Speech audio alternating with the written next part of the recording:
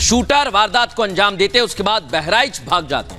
एक शूटर की तलाश की जा रही है। अलग अलग इलाकों में शहर एसटीएफ की टीम जुटी हुई है। 10 टीमें बनाई गई हैं। लगातार तलाशी अभियान जारी है। जो शूट आउट हुआ था, जो हत्याकांड को अंजाम दिया था, उसकी तस्वीरें सामने आई थी और यह भी सामने आ गया कि पहले बहराइच भागे थे 2 शूटर।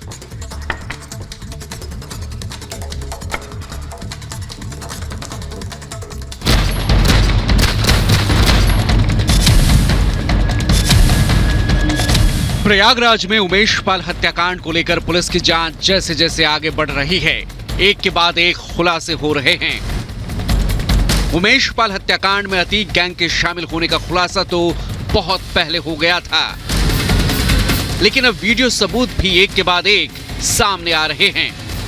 उमेश पाल की हत्या से ठीक 5 दिन पहले अतीक के शार्प शूटर साबिर के साथ दिखी थी अतीक की पत्नी शाइस्ता परवीन। 19 फरवरी की रात 8:57 पर अतीक गैंग के शूटर बल्ली उर्फ सुधांशु के घर पहुंची थी अतीक की पत्नी शाइस्ता। उस दौरान अतीक की पत्नी के साथ अतीक का शार्प शूटर साबिर भी मौजूद था। धूमनगंज थाना क्षेत्र के नीवा गांव का रहने वाला है शार्प शूटर बल्ली उर्फ सुधांशु। बताया जा रहा है कि अतीक के अकाउंटेंट असद के साथ प्रॉपर्टी का पूरा काम देखता है शूटर बल्ली उर्फ सुधांशु।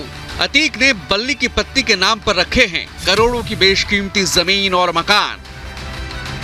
उमेश पाल हत्याकांड के बाद से ये अतीक के सभी शार्प शूटर फरार हैं। अब सूत्रों के हवाले से एक और बड़ी खबर सामने आ रही है। सूत्रों के मुताबिक माफिया अतीक और उसके भाई अशरफ ने फेस टाइम ऐप पर उमेश पाल की हत्या की साजिश रची थी। अतीक, अशरफ और शूटर्स के बीच फेस टाइम पर बातचीत हुई थी और अतीक अशरफ ने जेल में फेस टाइम ऐप का इस्तेमाल किया था। सभी शूटर्स को फेस टाइम ऐप के जरिए संदेश मिल रहे थे। एसटीएफ और क्राइम ब्रांच को हत्या की साजिश को लेकर कई अहम जानकारियां हाथ लगी हैं।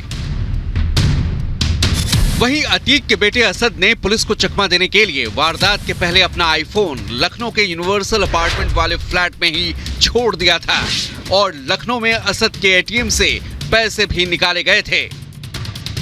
हालांकि सीसीटीवी में असद की तस्वीर सामने आने के बाद उसकी सारी की सारी कवायद धरी की धरी रह गई। असद के खिलाफ पुलिस और एसटीएफ को कई अहम जानकारियां हाथ लगी हैं। हालांकि असद भी शार्प शूटर्स के साथ अभी तक फरार है। एक के बाद एक अतीक और मुख्तार के करीबियों पर एक्शन जारी है। अतीक के करीब 36 गुर्गों पर एक्शन की तैयारी है। शूटर्स की तलाश के साथ साथ बुलडोजर प्रहार भी लगातार जारी है। उमेश पाल के हत्यारे भले ही पाताल में क्यों न छिपे हों, उन्हें कानून के शिकंजे में कसने की कवायद जारी है। Bureau report, Republic Bharat.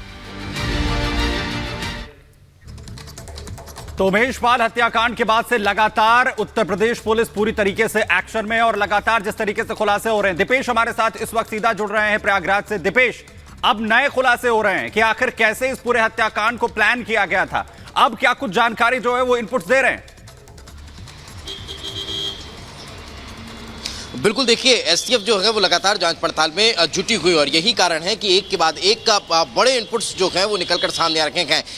Atiq के जो बेटे हैं असद, उसको लेकर एक बड़ी जानकारी निकलकर सामने आई है कि वो यहाँ से हत्या करने के बाद लखनऊ भाग जाता है और वहीं पर अपने यूनिवर्सल फ्लाइट पर वो अपना जो आईफोन है उसे छोड़कर वहाँ से फरार होता है। यानी ये गुमराह करने की एक कोशिश है, क्योंकि वही आईफोन है जिसके जरिए इस पूरे उमेश पाल हत्याकांड की जो साजिश है उसको रचा गया है। आईफोन में एक ऐप होता है और उस फेसचेक ऐप के जरिए ही इस पूरी प्लानिंग को रचा गया है।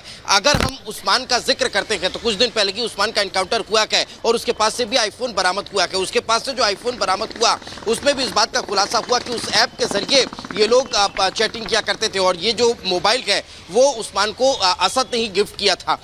अगर गिफ्ट देना होता तो कोई भी मोबाइल गिफ्ट किया जा सकता है, लेकिन आईफोन गिफ्ट करने के पीछे एक बड़ी वजह ये थी कि अतीक, अशरफ, असद और तमाम जो शूटर्स इसमें शामिल रहे उनके बीच आईफोन के जरिए ही चैटिंग हुआ करती थी।